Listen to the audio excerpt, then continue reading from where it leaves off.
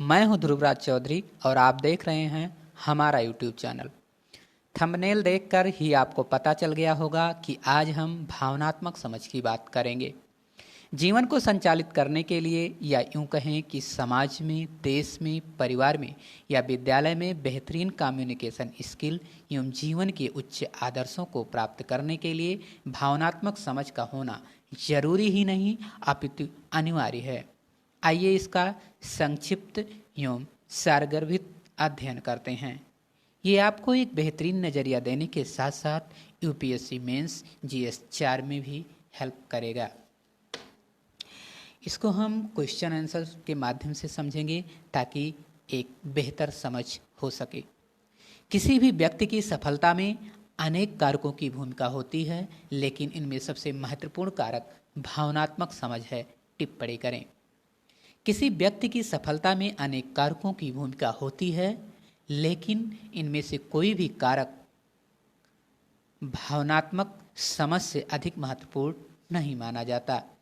ऐसा माना जाता है भावनाओं को काबू में रखना सर्वाधिक महत्वपूर्ण है और इसे भावनात्मक समझ के द्वारा नियंत्रित किया जा सकता है।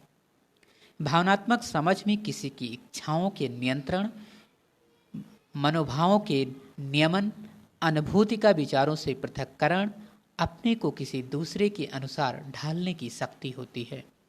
दूसरे शब्दों में ये स्वयं एवं दूसरे की भावनाओं को समझने तथा उसके प्रबंधन का संयोजन है। भावना चेतना की एक प्रभावी अवस्था होती है जिसमें दुख, डर, घृणा या पसंद आदि अवस्थाओं को चेतना के ज्ञान मार्गी व इच्छा शक्ति आधारित मापदंडों पर विविधात्मक रूप से अनुभव किया जाता है।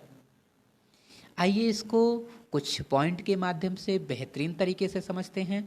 भावनात्मक समझ के माध्यम से भावनाओं का प्रबंधन निम्नलिखित तरीके से किया जाता है। अपनी भावनाओं को जानना, भावनाओं के उत्पन्न होने के साथ ही उसे पहचान लेना भावनात्मक समझ का मूल तत्व है। स्वयं की भावनाओं को समझना और उसकी सराहना करने की क्षमता मनोवैज्ञानिक अंतर्दृष्टि और स्वयं को समझने की कुंजी है। अपनी भावनाओं को नियंत्रित रखना, परिस्थितियों के अनुसार अपनी भावनाओं को नियंत्रित एवं अभिव्यक्त करने की क्षमता किसी के विवेक पर निर्भर करती है। दूसरों की भावनाओं को पहचानना, सहानुभूति मानव का मौलिक गुण है। यहाँ सहानुभूति को हम बेहतर तरीके से इस प्रकार समझ सकते हैं, किसी दूसरे व्यक्ति के खुश होने की अवस्था या विपरीत परिस्थितियाँ होना, उसके साथ और उसकी जगह अपने को रख करके सोचना ही सहानुभूति कहलाती है। सहानुभूति मानव का मौलिक गुण है जो उसे मुक्त सामाजिक संकेतों को पहचानने में मदद करता है, जो यह दर्शाता है कि दूसरे लोग आपसे क्या अपेक्षा रखते हैं। ऐसे लोग किसी समूह या बड़े कार्य को व्यवस्थित करने में माहिर होते हैं। दूसरों की भावनाओं से तालमेल बैठाना, दूसरे की भावनाओं से तालमेल बैठाना एक बड़ी कला है जो लोकप्रियता, नेतृत्व क्षमता का विकास और अंतर्वैयक्तिक सफलता को प्रोत्साहित करते हैं।